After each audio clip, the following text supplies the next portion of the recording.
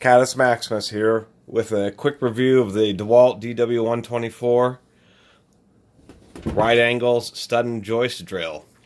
These are otherwise known as the Timberwolf. Milwaukee has one that's similar called the Super Hog.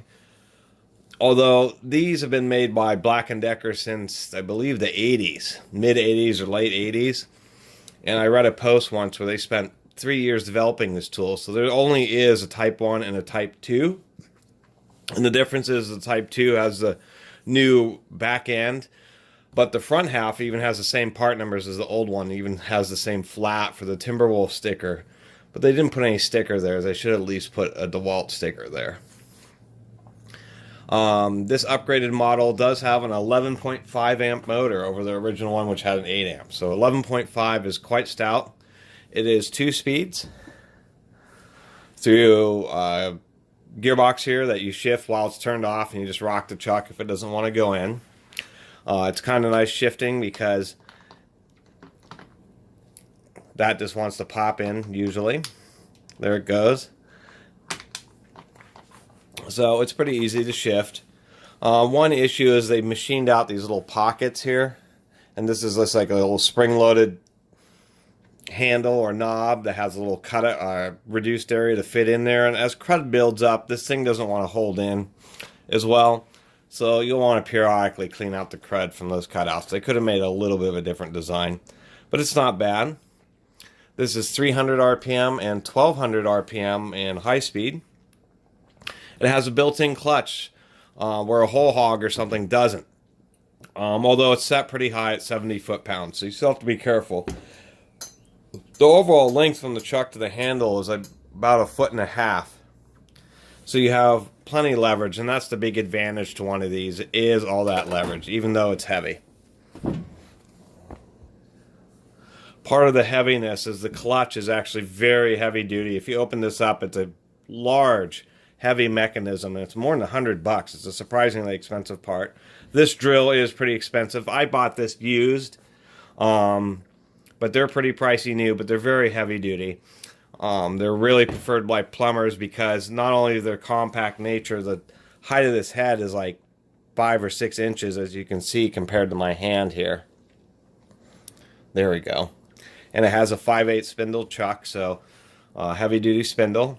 It's recessed. There's no area to get caught or have anything get trapped to hurt your fingers. They do have a gasket between the gearbox and the diaphragm to help reduce, oil seepage. Everybody doesn't like oily tools. But this is just a great drill if you're an electrician or especially a plumber, driving large or long auger bits and self-feed bits, hole saws. These really are just amazing for those kind of applications. And the reason I prefer this over the Super Hog is I like just the plain old all-metal gearbox, and I like the traditional bale handle because you can grab onto it sideways if you're drilling sideways. It can be rotated so it's facing this way, perpendicular to the gearbox. You can pull it off. Since it has such a long handle, you can get away with smaller bits. It also has a pipe handle. So you can put that in addition to the bale handle. You can have them both inserted at the same time. And as you can see, it's a 1 foot long pipe handle with a nice cushion grip. And so that gives you extra safety. So that's the DW124 Timberwolf drill. And one other feature, it does not have any kind of trigger locks. You always got to hold the trigger. It is reversible, and it has windows to make replacing the brushes easy, but you need to put a lot of hours on this in order to wear out the brushes.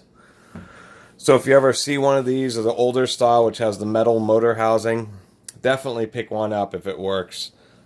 They're an absolute amazing drill and pretty much can do anything. There's a lot of specialty applications where plumbers will run huge, up to 1.25 inch snakes, using these drills as the driver motors. There are people who have larger sailboats, who have generators or big inverters on board to drive a big tool. And they use adapters to actually power winches. And apparently it's a lot more cost effective to get an adapter and use a drill like this than buy a specialty powered winch driver for a sailboat. So anyway, Catus Maximus out. Feel free to subscribe. Oh, I'll give it a quick run here. Here's a quick run so you can hear how it sounds.